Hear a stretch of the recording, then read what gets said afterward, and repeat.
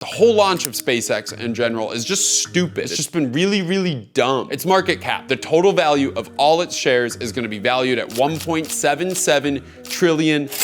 So if you added up the 29 largest American IPOs in history, it would still be smaller than SpaceX's market cap. And that includes massive companies like Meta, Airbnb, Uber, GM, DoorDash, Google, Snapchat, Robinhood. These are huge businesses that had millions and millions of customers. They weren't rocket companies that did this last week and was losing billions of dollars at the start of this year. But how did it get this ginormous valuation? The short answer is Elon Musk, because unfortunately for humanity, he is a guy who has proven that he can just make a ton of money. But the long answer is even stupider, because if you look at the IPO documents that SpaceX submitted to the government, they say, and I quote, "We believe we have identified the largest actionable total addressable market in human history." So total actionable market, or TAM, looks at how big the industry that you're entering is. Like if you cornered the whole thing, how much money could you make? In the document, SpaceX cites the space industry at $370 billion, which it is. They cite the telecommunications industry, which Starlink would be cracking into,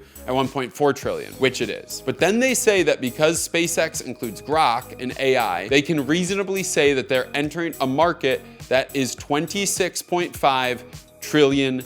That is the size of the US economy, and this is the biggest TAM that has ever been listed in a filing. The claim is that because AI is gonna automate everything, they can say that the industry they're entering is the biggest ever. Back when Uber went public, they claimed the biggest TAM ever, but they said that theirs was 5.7 trillion. SpaceX's is almost 5 times that. And that's why I said this whole thing is so stupid.